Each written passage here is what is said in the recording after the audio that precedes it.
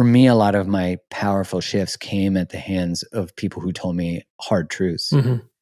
And I think we can have friends who do that for us, although there can be dynamics that can impact if we don't see our relationships as places of feedback. But then there's also why we hire coaches or therapists too, is because I think unconsciously, at least for sure, we seek hard truths. Yeah. And when we're actually consciously seeking hard truths, that's a totally different orientation. What do you think? Yeah, I think you're sort of, a bunch of memories are coming in, but as you say that, and I'm just kind of feeling into what a disservice it is when I don't offer a hard truth to someone and I hold back for whatever reason. Because I like to think if you truly care about someone, caring is loving someone. And it's, to me, I see love as challenge and support. You're willing to challenge them and support them. Love is not just one-sided support where I just support you in your kind of neurotic patterns and, hey, I'm just here for you if you need anything. And it's like being willing to say, no, man, you're drinking too much, or you're fucking up your relationship. And I think that's on you, to a friend, for example.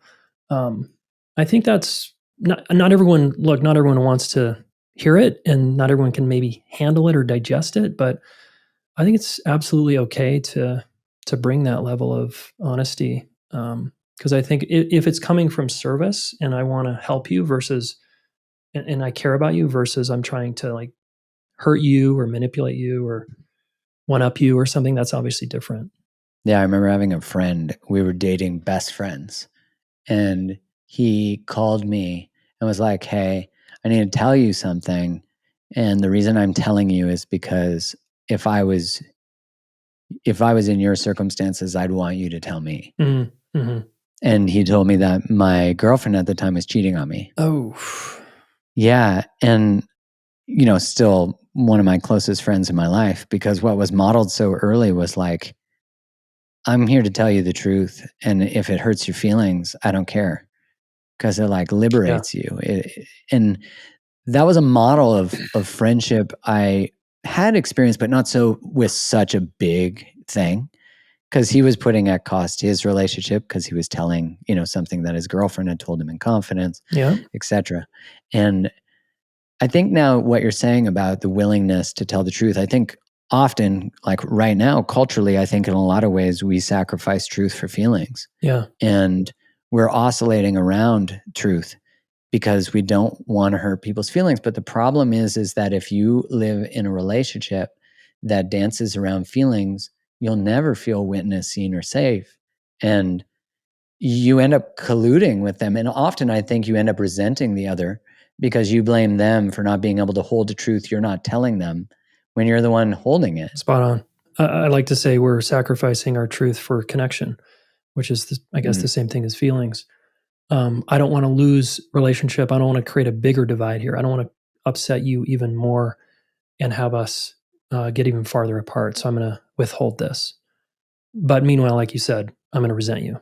Yeah. And then I'm going to and then I you. stay trapped. So, right. And then I blame you, which is great because then it's your fault I'm not bringing this forward. That's right. Which, when I look at the pathology of that, I guess I probably think there's a template in the childhood where there was like the inability or lack of safety. What do you think some of the pathologies would be?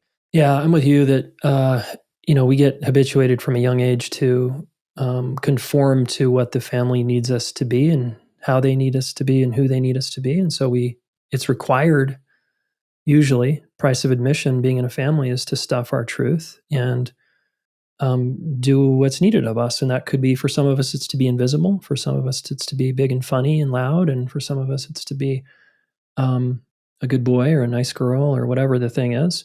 And then that turns into the strategy / personality that the person doesn't even know that there's an alternative. Like you and I, we didn't know that there was an alternative human, beautiful human down below the mask, But I think it's most of the time it's starts in childhood for sure.